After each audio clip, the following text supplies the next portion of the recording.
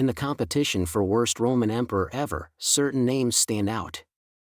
Caligula, for example, whose debauchery and perversion are legendary to this day.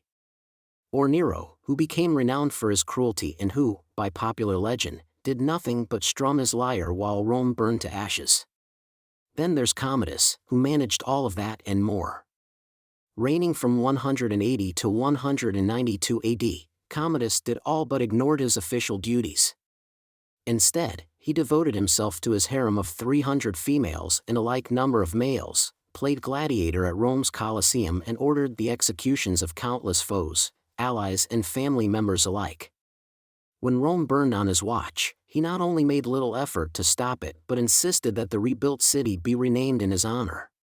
He also believed himself to be the reincarnation of mythological strongman Hercules.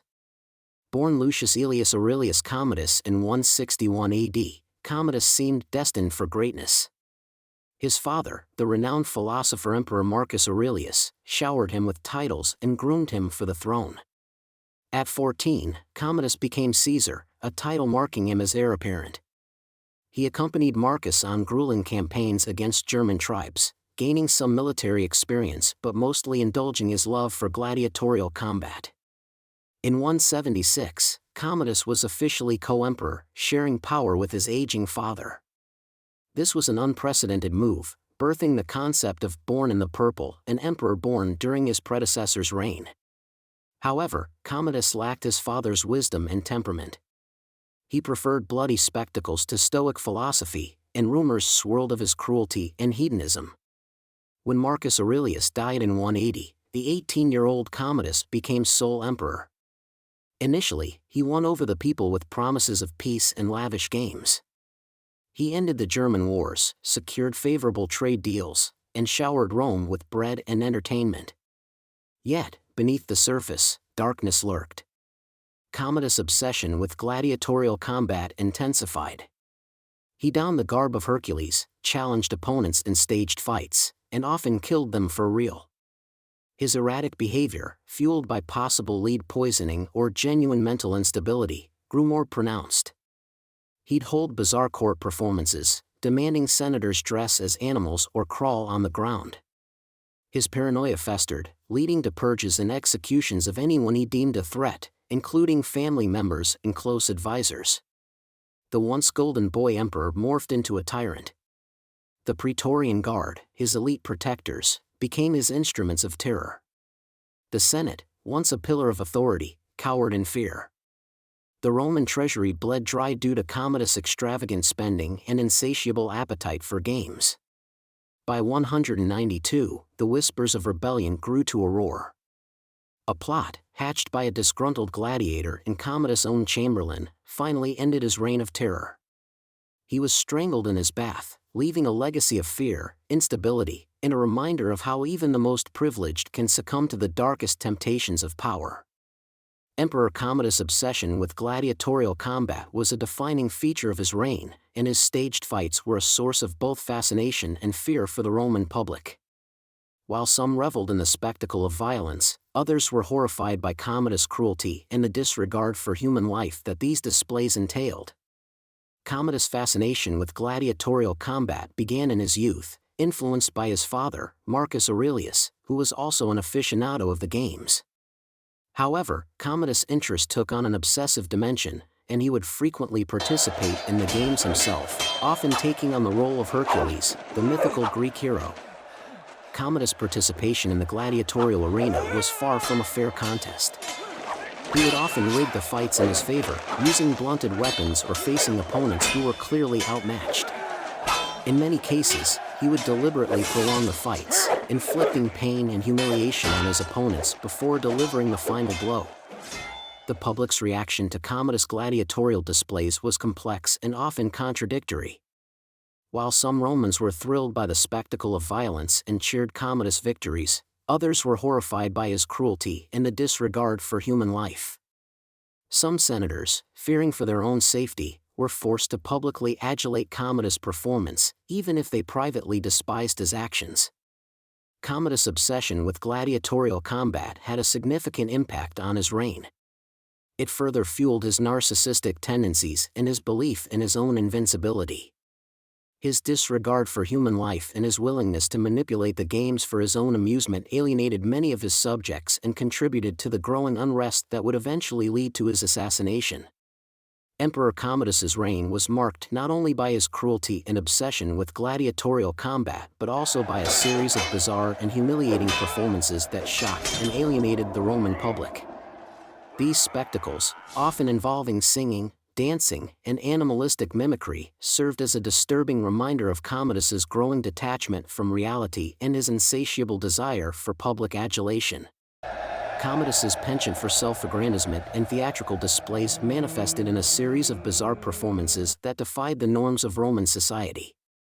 He would often appear in public dressed as Hercules, the mythical Greek hero, and engage in exaggerated feats of strength and athleticism. He would also sing, dance, and mimic animals, often in ways that were deemed vulgar and inappropriate. Commodus's sadistic tendencies extended beyond the gladiatorial arena. He would often force members of the Senate and citizens to participate in humiliating games and acts, such as dressing as animals or crawling on the ground. These spectacles were not only cruel but also served to assert Commodus's dominance and instill fear in his subjects. As Commodus's behavior grew increasingly erratic and his performances became more bizarre, the public's unease turned to fear and resentment. Whispers of rebellion began to circulate, and many Romans longed for an end to Commodus's tyrannical rule. Commodus's bizarre performances were not merely a form of entertainment, they were a reflection of his deteriorating mental state. Historians have speculated that Commodus may have suffered from lead poisoning, narcissism, or other psychological disorders that contributed to his erratic behavior and obsession with self-aggrandizement. Commodus's bizarre performances and sadistic games had a profound impact on Rome's political and social climate. They eroded public trust in the emperor, fomented resentment among the populace, and contributed to the growing instability that would eventually lead to his downfall. These performances serve as a chilling reminder of Commodus's descent into madness and the dangers of unchecked power. His insatiable desire for public adulation and his disregard for the dignity of others transformed him into a tyrannical figure, ultimately leading to his downfall and leaving a legacy of fear and instability in Rome. Emperor Commodus's reign was marred by a series of ruthless executions, an over-reliance on the Pretorian Guard, and extravagant displays of wealth that stood in stark contrast to the suffering of the Roman populace. These factors, intertwined with Commodus's paranoia and insatiable thirst for power, created a climate of fear and instability that would ultimately lead to his downfall. Commodus's paranoia and fear of potential rivals led him to orchestrate a series of executions, targeting anyone he perceived as a threat to his authority. Senators, family members, and even close advisors were not immune to his wrath. These executions, often carried out in public, served as a chilling reminder of Commodus's ruthlessness and the ever-present danger of his rule. The Pretorian Guard, an elite military unit tasked with guarding the emperor, became Commodus's instruments of control and intimidation. He showered them with lavish gifts and privileges, ensuring their loyalty and silencing any dissent. The Praetorian Guard's presence was a constant reminder of Commodus's power and the fear they instilled in the Roman Empire. Amidst the widespread poverty and suffering of the Roman people, Commodus indulged in extravagant displays of wealth and indulgence. He lavishly decorated his palaces, threw extravagant banquets, and staged opulent spectacles, all while the Roman economy crumbled and the people struggled to make ends meet. This contrast between Commodus's opulence and the people's suffering further fueled resentment and highlighted the emperor's detachment from the realities of his empire. Commodus's reign of terror, fueled by executions, reliance on the Praetorian Guard, and extravagant displays of wealth, had a devastating impact on Rome. Fear gripped the population, instability became the norm, and the empire's prosperity began to decline. These factors created a volatile environment that ultimately led to Commodus's assassination and the end of his tyrannical rule. Sanity was never Commodus' strong suit, and he seems to have become ever more divorced from reality as his rule went on. Once he had persuaded himself that he was the reincarnation of Hercules, he spent enormous sums to convince the rest of Rome. Toward that end, he removed Nero's head from the Colossus of Nero, a 100-foot bronze statue that stood near the Colosseum, and replaced